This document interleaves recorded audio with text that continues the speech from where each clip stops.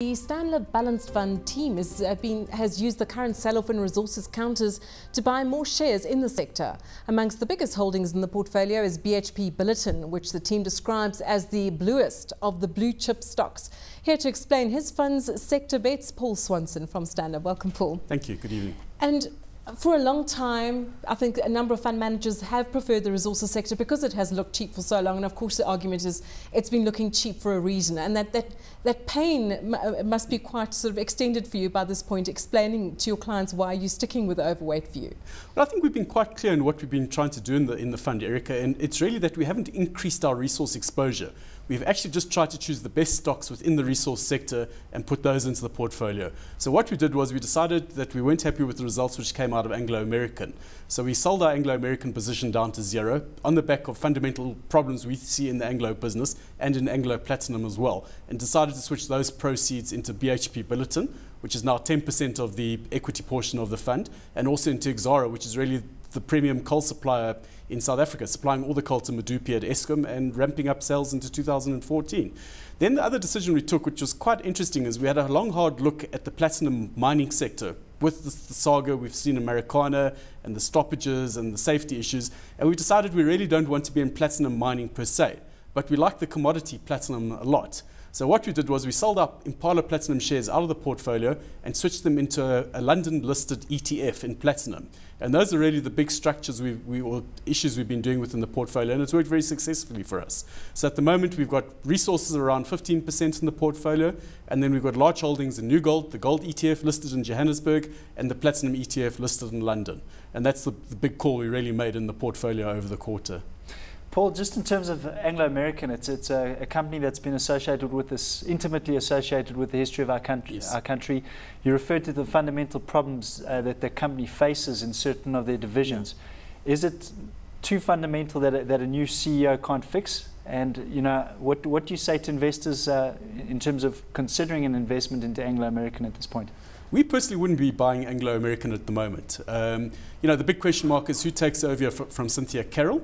So that's going to be a long process to find out a successor. And when the successor comes in, it's going to take that person a long time to get to grips with the issues, sit down, build relationships with the regulators, the government in South Africa, and then have to make some very, very hard decisions on how they sort out the capital destruction at Anglo Platinum, as an example, and then look at their own businesses. So look at the copper business, look at De Beers, and decide how they're going to run those businesses optimally. So we think it's going to be a long-term sort of issue to fix within the business. So are those concerns then management related as well as Anglo's particular portfolio? I think they're management related and they're part of the portfolio as well. They sort of both are intertwined at the moment. And we just think it's going to be a long, long, hard slog to address those problems. And it's going to take very, very courageous decisions from management to fix the problems. So we're saying to ourselves, you know, why not buy BHP Billiton? We get everything we want with less stress. Okay. In terms of the Exxaro and some of the other shares that I see in the portfolio, African Rainbow Minerals, you're saying at this point, if I'm understanding you correctly, you're buying into some of these companies. So the risk around South Africa and what's happened around Marikana from a macro level for South Africa is not too much of a concern because you're still buying some of these companies that are, in Exxaro's case, almost solely focused or operating in South Africa. Is that correct? That is correct. You know, we look at Exxaro, we look at African Rainbow, we like the mix of commodities within their portfolios. We like the fact that they're growing volume. When commodity companies are growing volume, they're going to make money. And that's what we see in both those companies. So we're still very comfortable to own shares in South Africa. And you know, approximately 46% of our portfolio is in South African listed shares. So we're still very comfortable with South Africa and we understand the issues within South Africa. And quite frankly, when you look around the world, there's a lot of instability everywhere. So South Africa is no different at the moment in terms of that, Warren. Just in terms of the asset allocation decision, you've indicated that you have 65% of the portfolio in equities. Correct. Where is that on the barometer of risk in terms of being all invested or maximum invested for the portfolio and the minimum threshold? So where are you kind of middle of the road at the moment? We're middle of the road at the moment. Remember, it's a Reg 28 portfolio, which means maximum equity we can have in the portfolio is 75%. So we're currently sitting 46% in South Africa and around 19-20% offshore in foreign listed equities. So 65% is sort of middle of the road, and we're very comfortable with that position at the moment.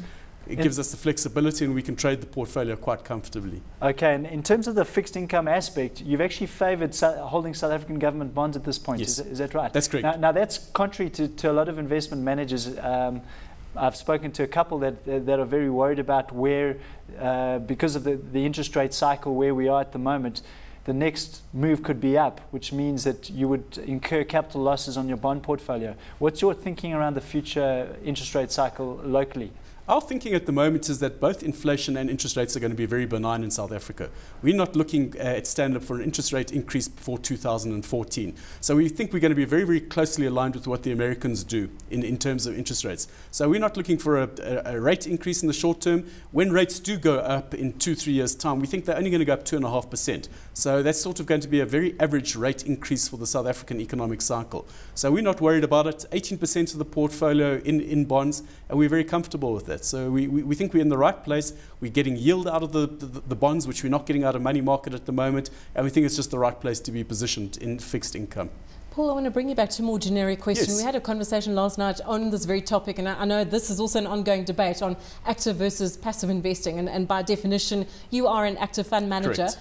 How could you justify then to investors with these concerns? Now the argument goes, as you know, it's a uncertain environment, returns are going to be low, so don't take the risk of going for an active fund manager. You don't know if he's going to outperform or not, and you still have those fees, so rather go for the cheaper ETFs, exchange traded funds. What would your counter argument be? Well, I think the counter argument is you pay for what you get. And at least at Stanlib, when you've got active management, you've got an investment team of nearly 40 professionals looking at the portfolios on a day-to-day basis and making decisions which are there to enhance returns for the portfolios. But what does history say? Does history suggest that active fund managers indeed can outperform with all those resources? Very, very much so. And we've seen it. If you look at the historical data and statistics, in most instances, active managers do outperform. And it's been very successful in South Africa, and we think that's the right place to be when you are investing in equities and balanced portfolios. A balanced portfolio, the advantage for the client is that they don't have to make an asset allocation decision. They don't have to decide whether they want to choose South African equities over foreign bonds, over South African property or cash. It's all done in one place for them, and the manager makes that decision and lives with the performance outcome of the fund. So we're very, very closely aligned to what the investors are doing in the portfolio, and we live with the consequences of those decisions.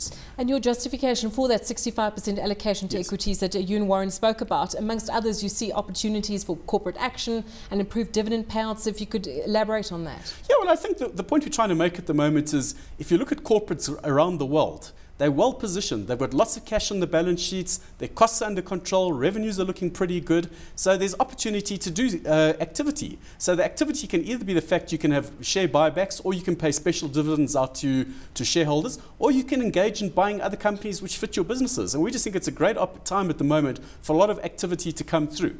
The only problem is I don't think much is going to happen until we get through the American election and into early January next year. And once the Americans have sorted out and decided on their fiscal cliff and fiscal debt policy. But certainly into next year, we think that there's going to be a lot of activity, and we're going to think confidence is going to come back into the equity markets, and this is going to drive returns for investors. And that's why you've got to be well invested in equities to enjoy it. Paul, some of the sectors that have really been driving returns lately in the domestic equity market has been the likes of the retailers and also listed property.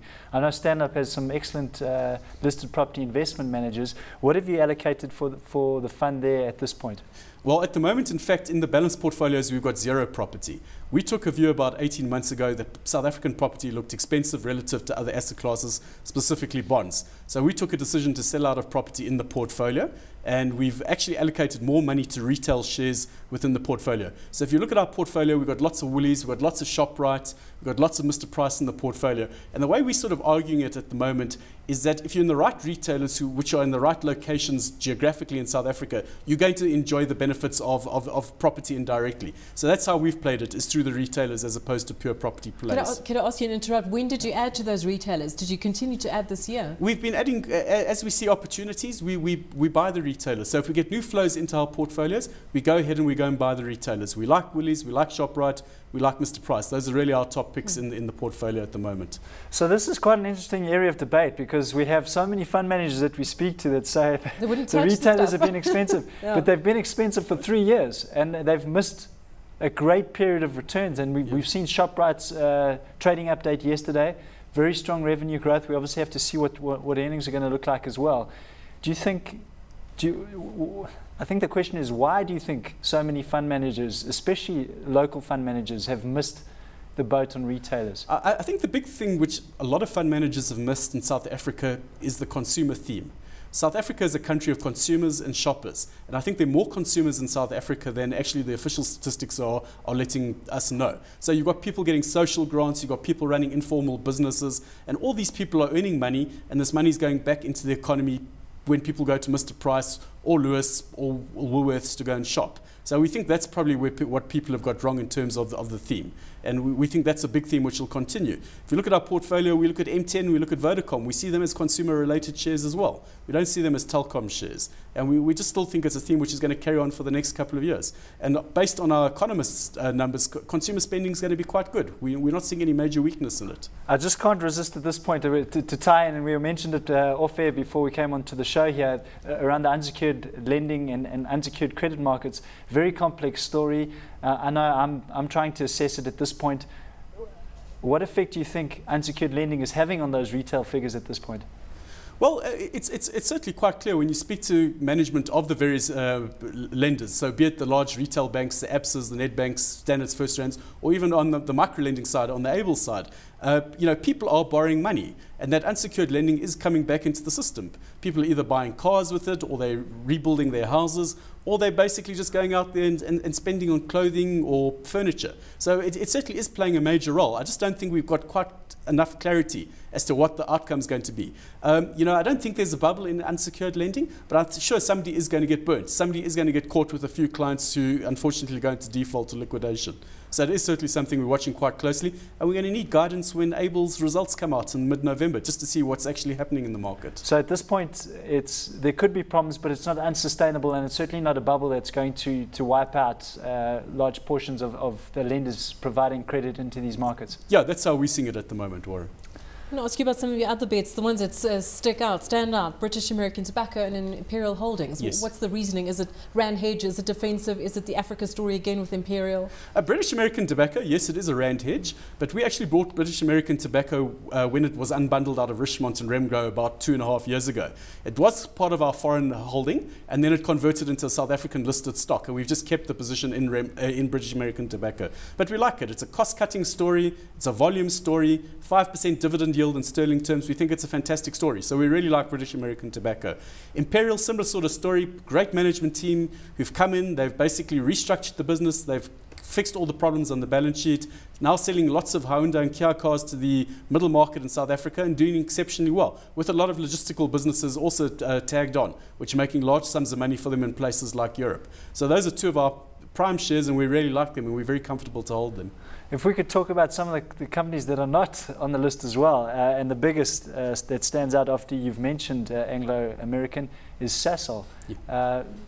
I think almost every fund manager I speak to is holding Sasol or likes Sasol, whether it's part of the protecting themselves against the index or for whatever reason. You're not holding any Sasol as far as I know. Yeah, we've had zero in Sasol since about October last year. We basically sat down and analysed the business, and we just took a view that we're not seeing great earnings growth coming out of the business over the next couple of years. We're not seeing any big projects coming on stream in Sasol which are actually going to drive earnings in the whole business model. So we just think that the valuation looks expensive relative to where it stacks up at the moment, and we just don't see the need to have Sasol. Our sort of argument being, if we want to play on oil, why not go and buy BHP Billiton, which has got 40% of its earnings coming from oil. So we just think that Billiton gives us all we need without the sort of structural issues which we don't like in Sasol at the moment. Okay, and the other stock that also didn't make it was Remgro. Remgro we haven't ever had in the portfolio. Our sort of feeling on Remgro is it's an industrial holding company. It always trades at a discount to net asset value, and we feel that we can go and buy the underlying companies which Remgro owns in the market directly. So we don't see a need to own a Remgro at the moment, and I don't think we will buy it. We'd rather go and buy the underlying companies. Well, certainly something to take note there, because if you speak to many retail investors, Sasol and Remgro happen to be those key anchor stocks that people hold.